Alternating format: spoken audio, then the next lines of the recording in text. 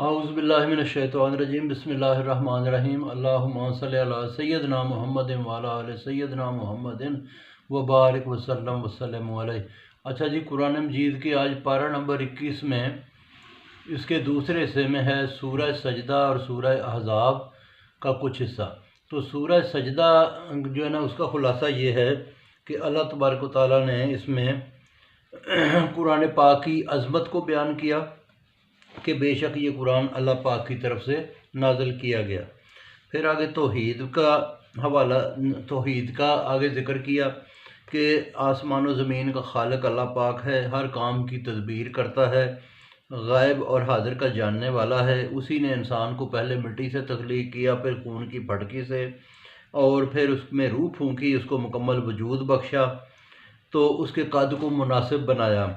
پھر آگے قیامت کا ذکر ہے کہ قیامت میں مجرم سر جھکائے کھڑے ہوں گے، اور وہ پھر اس چیز کی تمنا کریں گے کہ کاش دنیا میں واپس جائیں اور کوئی اچھے اعمال کریں، لیکن پھر اس کے بعد کوئی ٹائم نہیں ملے گا۔ اس کے بعد اللہ تبارک و تعالیٰ نے حضرت موسیٰ کو تورات دیے جانے کا ذکر اس میں فرمایا۔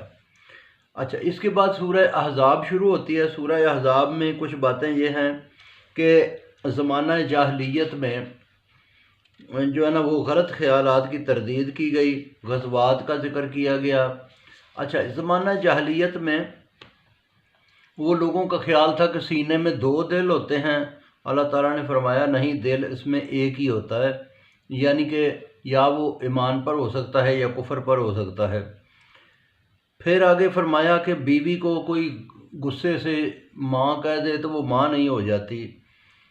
پھر یہ فرمایا کہ منہ بولا بیٹا، اگر کسی کو آپ بیٹا اختیار کیا جائے تو وہ حقیقی بیٹا نہیں ہوتا۔ پھر آگے غزوہ جو ہے نا احزاب کا ذکر ہے، اور غزوہ بنی قریظہ کا ذکر ہے۔ تو بہت شکریہ جی، باقی جو ہے نا وہ میں پھر سناؤں گا۔